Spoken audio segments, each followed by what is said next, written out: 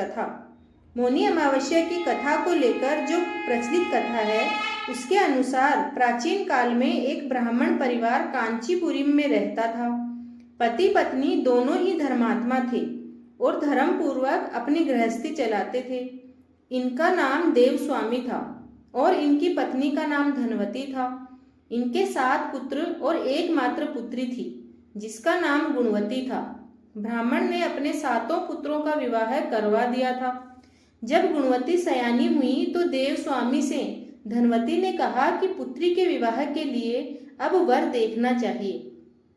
ब्राह्मण ने अपने छोटे पुत्र को बहन गुणवती की कुंडली दी और कहा कि जाओ ज्योतिषी से अपनी बहन की कुंडली दिखवा लाओ जिससे गुणवती के विवाह की बात आगे चले। छोटे भाई ने ज्योतिषी को कन्या की कुंडली दिखाई। ज्योतिषी ने बताया कि सप्तपदी के 7वें फेरे के होते ही कन्या विधवा हो जाएगी। ज्योतिषी की यह बात जब ब्राह्मण परिवार को मालूम हुआ तो वह बहुत दुखी हो गया और इसका उपाय पूछा। ज्योतिषी ने बताया कि ब्राह्मण सिंगल द्वीप में एक पतिव्रता महिला रहती है जिसका नाम सोमा धोबिन है। यदि कन्या की शादी से पहले सोमा आपके घर आकर पूजन करें और अपना आशीर्वाद दे तो यह दोष दूर हो जाएगा।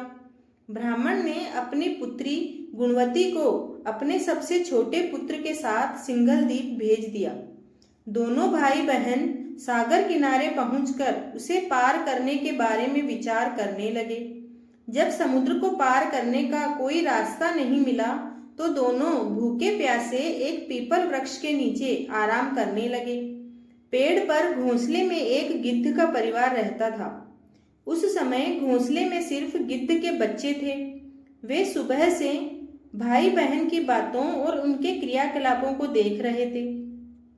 शाम के समय जब गिद्ध की माता बच्चों के लिए भोजन लेकर घोंसले में आई तो बच्चों ने पेड़ के नीचे लेटे भाई बहन की कहानी माता को बताई।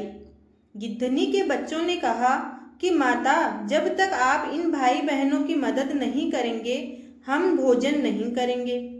उनकी बातें सुनकर गिद्ध की माता को दोनों भाई बहनों पर दया आई और बच्चों के कहने से उसने कहा कि तुम लोग अब चिंता मत करो, मैं इन्हें सागर पार करवा दूंगी। बच्चों ने माता की बातों को सुनकर खुशी खुशी भोजन ग्रहण किया। गिद्ध की माता बच्चों को भोजन करवाकर दोनों भाई बहनों के पास आई और बोली कि मैंने आपकी समस्या को जान लिया है, आप चिंता मत कीजिए, आपकी समस्या का निदान मैं कर दूंगी और कल सुबह मैं आप दोनों को सोमा धोबिन के पास पहुंचा दूंगी। गिद्ध की बातों को सुनकर दोनों भाई बहनों का मन आनंदित हो गया और उन्होंने वन में मौजूद कंद मूल फल खाकर रात काट ली।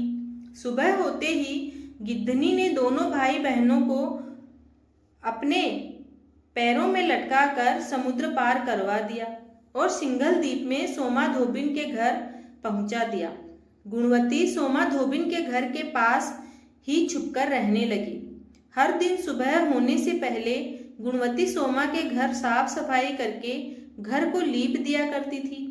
एक दिन सोमा ने अपनी बहुओं से पूछा कि प्रतिदिन हमारा घर कौन लीपता है, कौन साफ सफाई कर जाता है। बहुओं ने प्रशंसा के लोभ से कहा कि हमारे अलावा यह काम और कौन करेगा। लेकिन सोमा को बहुओं की बातों पर भरोसा नहीं हुआ और यह जानने के लिए कि पूरी रात जागती रही कि कौन है जो हर दिन सूर्योदय से पहले घर लीप जाता है। सोमा ने देखा कि एक कन्या उसके आंगन में आई और आंगन को लीपने लगी। सोमा गुणवती के पास आई और उससे पूछने लगी कि बेटी, तुम कौन हो और क्यों हर सुबह मेरे आंगन को लीप कर चली जाती हो। गुणवती ने तब अपना सारा हाल सोमा धोबिन से कह डाला। गुणवती की बातों को सुनकर सोमा ने कहा कि तुम्हारे सुहाग के लिए मैं तुम्हारे साथ अवश्य चलूंगी। सोमा धोबिन गुणवती के साथ चलने के लिए तैयार हो गई, लेकिन जाने से पहले उसने अपनी बहुओं से कहा, अगर मेरे जाने के बाद घर में किसी की भी मृत्यु हो जाए तो जब तक मैं ना आऊं उनके शरीर को ना उठाया जाए और मेरी इस बात का कड़ाई से पालन करें। सोमा ने ब्राह्मण के घर आकर पूजन किया, लेकिन विधि का विधान कौन टाल सकता है।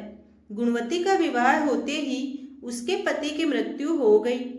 तब सोमा ने अपने सभी पुण्य गुणवती को दान कर दिया। सोमा के पुण्य से गुणवती का पति जीवित हो गया, लेकिन पुण्यों की कमी से सोमा के पति, बेटे और दामाद की मृत्यु हो गई।